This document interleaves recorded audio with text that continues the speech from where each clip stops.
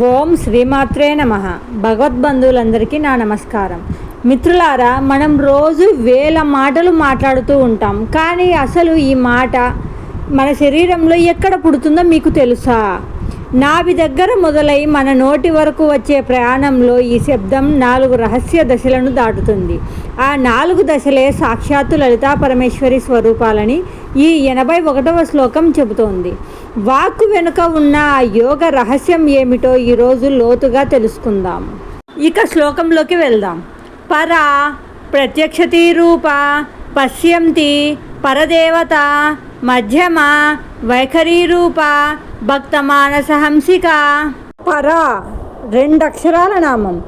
ఇది వాక్కు యొక్క ప్రథమ దశ. మన వెన్నెముక అడుగు భాగంలో ఉండే మూలాధార చక్రంలో ఇది ఒక చిన్న తరంగంలా లేదా విత్తనంలా పుడుతుంది. ఇది కేవలం ఒక స్పందన మాత్రమే. దీనికి ఎలాంటి శబ్దం కానీ రూపం కానీ ఉండదు. కేవలం యోగులకు మాత్రమే ఇది అనుభవంలోకి వస్తుంది. ఇది నిశ్శబ్దంలో ఉండే శబ్దం. అన్నిటికీ మూలమైన పరబ్రహ్మ తత్వమే ఈ పరా వాక్కు. ప్రత్యక్షతి రూప 6 అక్షరాల నామం. ఇక్కడ ప్రత్యక్ అంటే లోపలి వైపు చూసేది, చిత్ అంటే చైతన్యం, బయటి ప్రపంచం వైపు కాకుండా తనను తానే తెలుసుకునే అంతర్ముఖ చైతన్య రూపం అమ్మవారు అని అర్థం. అంటే మనలోని ఆత్మస్వరూపమే ఆ తల్లి లలితాంబిక అని ఇక్కడ అర్థం. పశ్యంతి 3 అక్షరాల నామం. ఈ స్థితినే మణిపూరక స్థితి అని అంటారు. మూలాధారం నుండి ఈ స్పందన నాభి వరకు వచ్చినప్పుడు అది ఒక భావంగా మారుతుంది. పశ్యంతి అంటే చూడటం. అంటే మాట రాకముందే మనం ఏం మాట్లాడాలి అనే ఒక చిత్రం మన మనసులో కనిపిస్తుంది. భాష లేని భావం ఇది. అందుకే ఈ నామాన్ని పశ్యంతి అన్నారు. పరదేవత 5 అక్షరాల నామం. అంటే అత్యున్నతమైన స్థితిలో ఉండే దైవం అని అర్థం. ఆమెను మించిన దైవం ఇక ఎవరూ లేరు ఈ బ్రహ్మాండ మండలంలో అని అర్థం. బ్రహ్మ విష్ణు మహేశ్వరుల వంటి దేవతలందరికీ మూలమైన పరమశక్తి అని అర్థం. ఆ తల్లిని మించిన శక్తి మరొకటి లేదని ఈ నామం తెలుపుతుంది. మధ్యమ 3 అక్షరాల నామం. ఈ స్థితిని విశుద్ధ స్థితి అని అంటారు. ఆ భావం హృదయస్థానం మరియు కంఠం వద్దకు వచ్చినప్పుడు అది ఒక భాషను వెతుక్కుంటుంది. మధ్యమ అంటే మధ్యలో ఉండేది. ఇది లోపల వినిపించే మాట. మనం బయటికి అనకముందే మనమే మనసులో మాట్లాడుకుంటాం కదా, అదే మధ్యమ వాక్కు. ఇది ఆలోచన మరియు శబ్దానికి మధ్య ఉండే వంతెన. వైఖరి రూప 5 అక్షరాల నామం. నోటి ద్వారా వ్యక్తమయ్యే స్థితి ఈ స్థితి.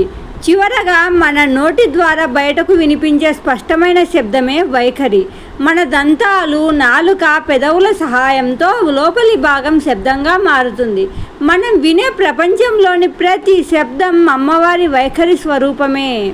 భక్త మానస హంసిక 8 అక్షరాల నామం. ఇది ఒక అందమైన వర్ణన. భక్తుల మనసు అనే మానస సరోవరంలో ఆ తల్లి ఒక హంసలాగా విహరిస్తుందట. హంస పాలను నీటిని ఎలా విడదీస్తుందో అమ్మవారు కూడా మనలోని చెడును తీసేసి కేవలం మంచిని మాత్రమే మన మనసులో ఉంచుతుందట. ఈ శ్లోకాన్ని పఠించడం వల్ల కలిగే ఫలితాలు ఇప్పుడు తెలుసుకుందాం. మొదటిది వాక్శుద్ధి.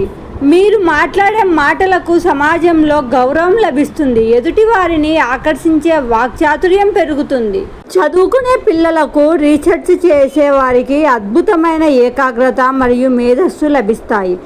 ఆత్మానందం కలుగుతుంది. మనసులోని అశాంతి తొలగిపోయి భక్తి మార్గంలో ఉన్నత శిఖరాలను చేరుకుంటారు. చూశారు కదా మిత్రులారా, మనం పలికే ప్రతి మాటలోనూ ఆ పరదేవత కొలువై ఉంది. అందుకే మనం మాట్లాడే మాటలు ఎదుటి వారిని బాధించేలా కాకుండా ఆ హంస స్వరూపిని మెచ్చేలా పవిత్రంగా ఉండాలి. మీ మనసులో అమ్మవారు హంసలా కొలువు తీరాలని కోరుకుంటూ ఈ లోతైన వివరణ మీకు నచ్చినట్లయితే కామెంట్స్లో మీ అభిప్రాయాన్ని తెలుపండి. ఇలాంటి మరెన్నో ఆధ్యాత్మిక రహస్యాల కోసం మన ఛానల్ని ఇప్పుడే సబ్స్క్రైబ్ చేసుకోండి. సర్వే జనా సుఖినో భవంతు. ఓం శ్రీమాత్రే నమః.